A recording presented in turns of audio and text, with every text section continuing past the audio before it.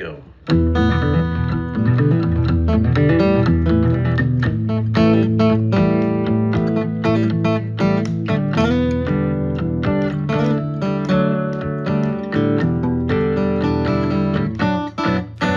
DanGryder, probable cause. It is Sunday night, November 16, 2025. You know, the year is wrapping up. We're getting down to the very, very end of this. Will we achieve our goal? First of all, what is our goal? The goal is to lower the general aviation fatal accident rate. I'm going to get right into that. The goal for this year is 12.0 fatals per month average. 12 times 12 is 144. There's 12 months in the year. Where are we at right now? We're currently sitting at 130. We just had our number 130 for the year. That leaves us 14 between now and the end of the year. Currently, our average rate is sitting at 12.357. You can see that. We're going to get into the three that have been added since last Sunday night. Hopefully, this is going to all culminate at a big 12.0 or less. We're going to find out at our conference down in Florida, Jacksonville, Florida, is our General Aviation Safety Summit. Here's our graphic for it. It's January 2, 3, and 4. Send an email. I'd love to see you there. We got several topics, speakers. The entire thing is going to be a fantastic weekend of music, airplanes, pilots. It's a relaxing weekend in January down in Orlando, Florida. I'd love to have you there. Some of the main stuff is that we're going to talk about this going dark, this ADSB, and how to protect your airplane, protect your privacy. That's not turning off your ADSB in flight. It still works, and it's still emitting its signal. It's so that they can't bill you, they can't find you, they can't figure out who owns the airplane or where it's based. That's privacy. That's what I'm after. I'm going to tell you exactly how to do it. We're also going to go over all the data for the year. 2025 will be concluded on that Saturday morning, January 3, 2025. We'll have the data. I'm going to tell you exactly who died, how many, and what our numbers are. Is it going to be 12.0 or less for the year? I don't know. I'm going to go out on a limb right here and tell you that I think, based on our current trend and what we did last year for the last 6 weeks of the year, I think we're probably going to make it. But boy, it is going to be close. You can watch the DTSB website right here and watch this number. This figure right here gets updated every single day. Today we're on day 320 of the year.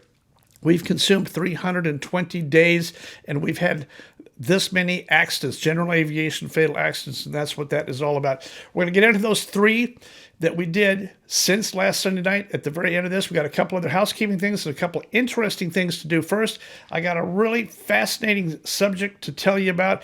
This is going to be a fairly short video. I just came in off the road. I just landed. I'm going to have to take this on one take, make a video, and get this thing edited and up and on the air tonight. So I just landed. I've been on the road basically the last 8 days straight. Just came in a few minutes ago, just in the nick of time to turn this camera on and shoot. Welcome. I hope you're in the live chat with me. If you are, say hi. Say, hey, Dan, think your best insult. I appreciate those. Tell me where you're checking in from, and let's have a little bit of fun tonight. Get out some coffee, a little bit of popcorn, or whatever you want for the evening here. This video is not going to be super long, but I got a couple cool things to tell you about before we get into the fatal accident data. Welcome. So the first item of business, I want to tell you that I am officially an airplane single-engine C pilot. I've wanted to do it a long time. I've been messing around with float planes. My friend Grant and Nadia Comodici down in Florida invited me down to fly their Lake Renegade, gave me the keys to the Renegade, and I went out and flew it. I did a training course with a guy named Harry down in near Lakeland. A great CFI. I can't think of Harry's last name, but he did a great job. Trained me for my check ride. Then I went over to near Orlando, just a little bit on the east side of Orlando. A guy named Ed Moon has a seaplane base. His name is Ed Moon, and he calls it the Moon Base. It's basically a lake with a whole bunch of guys that fly airplanes and float planes. Ed Moon is a designated pilot examiner. He did my check ride for me. I had not met Ed before. Did a great job. Very nice, very professional. Just the way I like to see DPEs conduct themselves. Everything by the book, everything fair, everything out in the open. None of this DPE shenanigan type stuff that I've seen over and over. If you want your seaplane rating, Jack Brown's is a good place to go. Ed Moon has also got an airplane. He's got an airplane on floats down there. There's somebody there that can give you training. Ed can give you the check ride. Here's a picture of me with Ed. And then after my check ride, I shot a little bit of video. This is me in the Lake Renegade on the lake right after my check ride. All right, so this is pretty cool. I'm in a Lake Renegade. Just took want to check right. I'm officially a seaplane pilot. Here's what it looks like. You're out here on the water, and this thing is basically a boat. But it can climb to 10,000 feet, and it can land on the water, or it can land on the land. So it's called an amphib, either land or water. So I'm about to make a takeoff and head back there, but monumental day here today. I just became an official commercial pilot for airplane single engine C. Isn't that cool? So I'm going to go back down there again, maybe next year sometime. I'm going to do ATP, airplane single engine C. I'm already ATP for single and multi. I want to be ATP for single engine C. Why? I don't know. Just to have it. Just something fun to do. I can tell you the float plane flying down there is unbelievable. All that stuff on the water, being able to swim and water ski and play in the water and play with those boats, flying boats down there is totally cool. The next thing we did, this project's been in the making for a long time. Remember my project to gather 10 airplanes and go into Augusta, Georgia, testing the arrival concept. We tested it at Augusta, Georgia. You probably saw that. Now I took 35 airplanes and then I went to Sun and Fun. Well, at least I started my list with 35, which grew to 38. On the day of the test, which was November 13, it had whittled down to about 32, and then the morning of, I had a few cancellations and a few no-shows, which is perfect. It's unknown. We don't alter the arrival. The idea is that everybody has to hit a fix going into Sun and Fun at an assigned time. This is an ETA, so each pilot was coordinated to hit a fix called Weiser intersection just on the north side of the Class Delta at Lakeland at an assigned time, right down to the minute. So they set their GPS for ETA, and whatever time, I think mine was 11:08 a.m. or 11:16. I can't remember what my assigned time was, but I hit it. I was the second guy in line. The idea here, think about this. We got 30 of these airplanes, and they're all coming from the north. They're streaming down. We don't coagulate 300 airplanes around Lake Parker. We mosey these airplanes south one at a time so that in the vicinity of Lakeland, there can only be 8 or 10 airplanes, and they're all doing their thing to hit Weiser intersection at the correct time. I'm going to show you this video. Here's the conclusion of how it worked. Now, this is in fast forward, courtesy of VAS Aviation. He built this for me. I got a lot of refinements to do to fix some of the glitches and some of the other stuff that's in here. But here's a general idea with narration on top of it, what this thing looks like. Here's 27 airplanes, all assigned an ETA to hit Weiser intersection at an assigned time, separated by only 1 minute. Here it is. So here's the radar screen, and you can see the fix called Weiser intersection. It's 252 Charlie Pop is the first one in. He's number 1 on the list, and he comes flying in, hits it dead center. I'm right behind him in 8264 November. All these airplanes, however many there were, started north of Florida. There's me to hit it right there in the center of it. Now here's one with no call sign. I'm not sure why they dropped off the ADSB. The radar here is a little bit glitchy. Here comes the next one coming in from the northwest.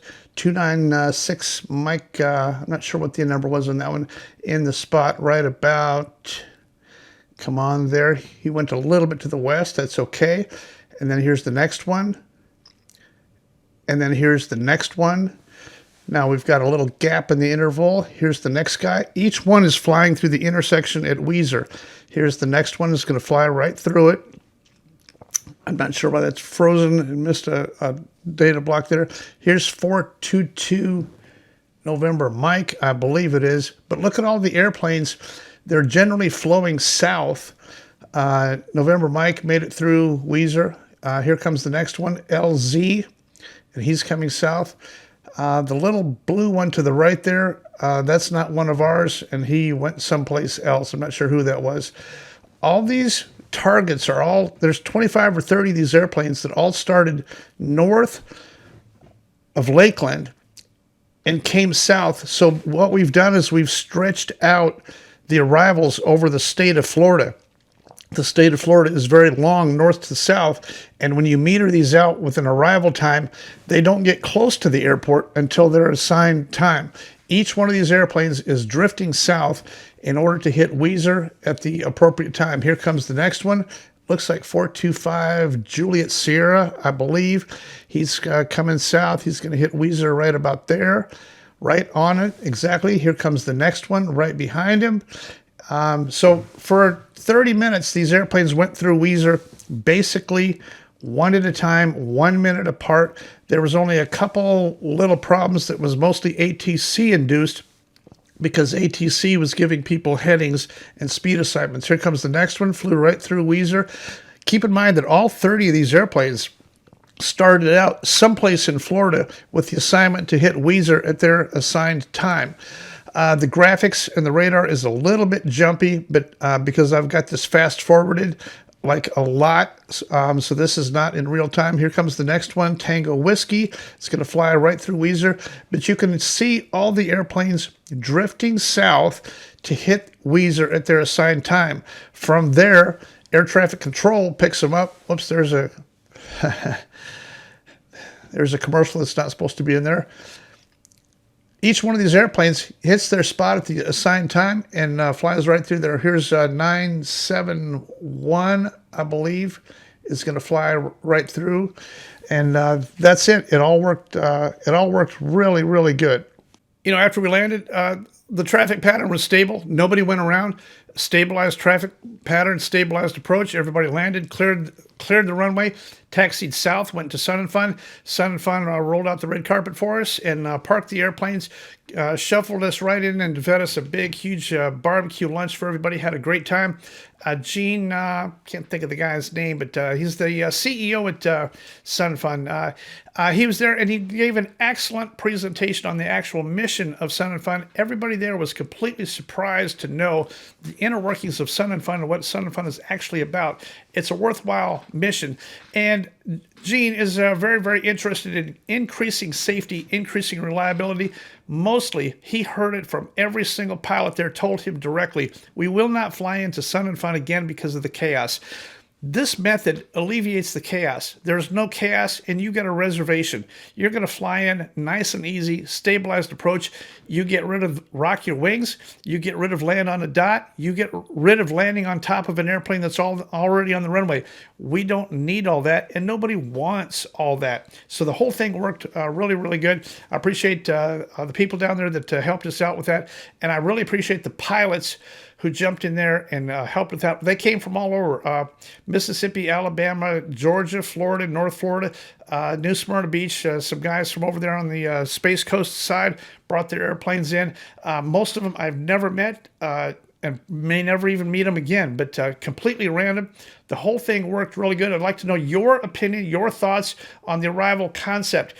This doesn't have you flying any particular magenta line to hit Weezer. You come in from wherever you want. Just come in wings level at a reasonable speed, hit Weezer at your assigned time right down to the minute, and separation is going to be guaranteed. From there, you're talking to the tower. You got two-way communication. They tell you what to do. Downwind, base, they tell you what to do. You're inside the delta. Follow the instructions, stabilized approach, land your airplane, park and go have a good time. That's all it is. It completely eliminates all the chaos. I hope that you'll embrace the concept. We got more to do on that in the future, but that project is concluded for now. We have a part 3 to do to that in the very near future, and I'll let you know a little bit more about that. But thank you again to all the people that participated. All right, that was my trip to Florida, and then I went to South Carolina. Let's talk about Barnwell, South Carolina. Down here in Barnwell, South Carolina, another atrocity that I've discovered. Boy, am I going to write some letters and emails over this. Somebody's going to hear about it. It's the educational system, especially out here in South Carolina. These Southerners, fortunately I speak Southern, but their spelling and grammar and everything is horrible. Check this out. Whenever they want more gas for these fuel tanks that they've got here, they put a sign up to let people know that they need more gas. Look at the way they spelled it. Mo gas. This is telling the truck to fill the thing up because they need more gas. This is totally ridiculous. So after being out in Florida with the seaplane thing and doing the whole Sun and Fun thing, I ended up on a jet trip that had to overnight Friday night in Barnwell, South Carolina. Now, there's not much there, but my friend Rick is the airport manager. I had not met him before. Great guy. I set up to do some AQP flight reviews. I ended up flying with 4 different people in 4 different airplanes. Here's a couple snapshots of some people that I met. And I got one little video segment that I'm going to show you here off of this thing. I didn't charge any money for this. This is not a money-making thing. I just had nothing to do for the day on Saturday, so I hung out at the airport all day long, drank coffee, went to lunch with one of the guys that he flew his airplane in from Memphis, Tennessee, to fly with me. It was all totally cool. Some important things learned by each one of these individuals who had not done some of these kind of scenarios before. The main thing I wanted to do with this one guy, he has a brand new Cirrus SR-22. He came in. I've been very, very interested in the Cirrus fatals. You know, the famous country music guy that crashed his airplane and killed 3 up in Tennessee a month ago was a go-around. He had tried to land on that runway twice, and he was a go-around. He was a full flap go-around, pulling the nose up and to the left, and it stalled. Nothing wrong with the airplane. This is a go-around. The problem with the Cirrus is it's too much power. 315 horsepower, and when you cram the power in, that nose wants to come up. When the nose comes up and you turn left, it's over. Here's my interview with this guy that came in to fly with me in his SR-22. Getting ready to go fly one of these SR-22s. Quite the airplane, isn't it? Oh, I'm enjoying it. How many horsepower is this thing? 315. You know, the one thing we're going to do when we go out there is a go-around. We're not doing it with no flaps. No. You're doing a go-around, a normal landing, full flap landing, take it down to 50 feet, and I'm going to tell you to go around. You tell me what's the first 2 things you're going to do. Oh, tell you right now? Yep. I'm going to go full power. I'm going to keep that nose down, and then I'm going to fly straight ahead, and when I get some altitude, get a positive climb rate, going to bring it up to 50% flaps, and then keep climbing. 2 actions, full power and level. Level. You go level. Go pitch for level. On a Cirrus with 315 horse, you try to let this nose come up and start a turn, you're going to stall. That is the kiss of death. This is too much power. You have to physically lower the nose, make this thing fly level. That's the only thing I want to, out of everything else we're going to do, that's the only thing I want to see tonight is a go around, full flap go around from 50 feet. You ready? I'm ready. Let's go do it. Sounds good. So we jumped in the airplane, went out, flew. We did a couple things, a couple instrument approaches. We did a few AQP maneuvers. One of the things that I wanted to video was his go-around. I want you to watch this go-around. This is in-flight footage off my cell phone from the cockpit of his go-around. And here's some things that we could learn off of that. Here's that video. All right, there you go. Speed's coming back. You're on VREF. Come on down, grab red over white. You're still a little bit high. Here we go. There's your red over white, looking good. You're definitely getting a go-around at 50 feet. Your full flaps, landing checklist complete. Everything looks good. Stay red over white. It's gonna want to go red over red on you in a second. Keep right on the speed. Keep it red over white. Keep it. It's starting to go pink. Nose up a little bit. There you go. You're right on it. There's red over red. Come on up a little bit. Come on up. Come on up. Come on up. You're red over red. Come on up. Let's go around. Hold it level. Push. Hold it level. Hold it. There you go. Out. Notch your flaps up. That first set of flaps up. Oh, it's a lot more lift. Yep. Second set of flaps. Second set of flaps is up. Yep. After takeoff checklist. Okay. And it took, well, it's right on here. But there you go. Yeah. All right, so stabilized approach at night. You see red over red, and you're still a half to 3/4 mile final. You got to pull the nose up and add some power to get back red over white. There are obstacles out there. The red over white, that's what you got to do. Your go around is perfect. You added power and you lowered the nose. How much push did it take you on that stick to get it to go level? It was a considerable amount. Yep. And that's where the Cirrus guys die. Yeah. The airplane, 315 horse, it pulls the nose up into the air. They start a turn. There's still full flaps and the wing stalls. That's what happened to the country music guy in Nashville. That's all that happened. Baltimore traffic, Cirrus 336 Hotel Tango, left crosswind 35. Baltimore traffic. All in all, great trip to Barnwell. Here's a quick interview with Rick, the airport manager at Barnwell.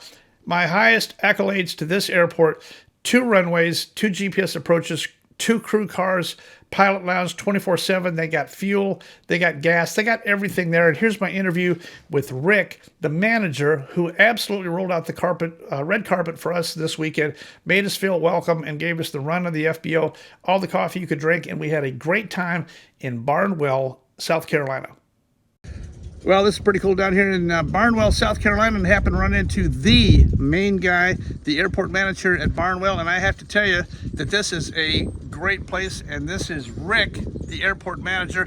Fortunately, I speak Southern. When you hear Rick speak, you're going to need an interpreter because strong Southern accent. Strong Southern accent. He ate his grits this morning. Rick, what kind of an airport have you got here? I think this is pretty cool.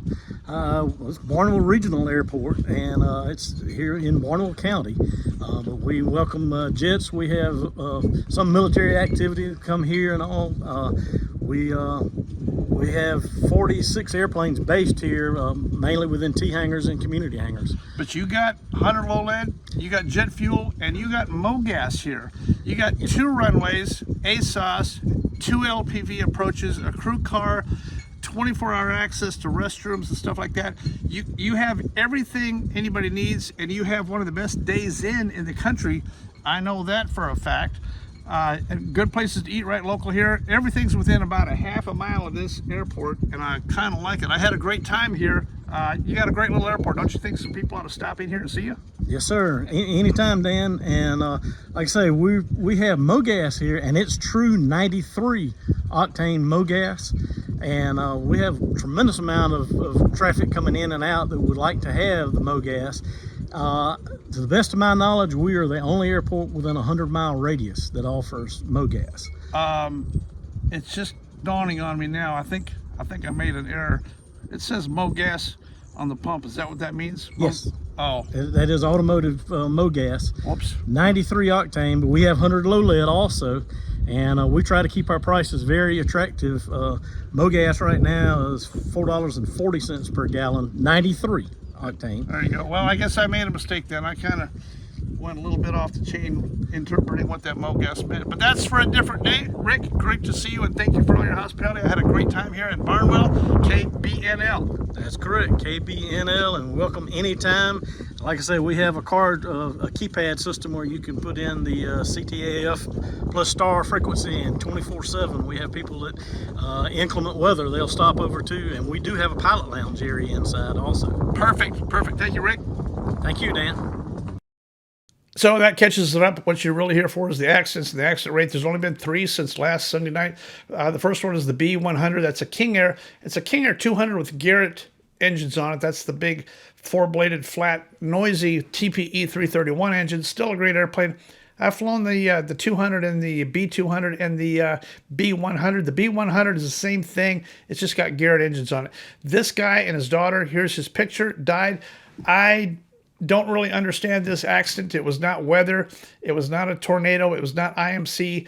And the guy was a fairly good pilot, although I think fairly new in the B100. However, this thing came out of the sky and hit the water. You've all seen the pictures and the images of this thing hitting the water.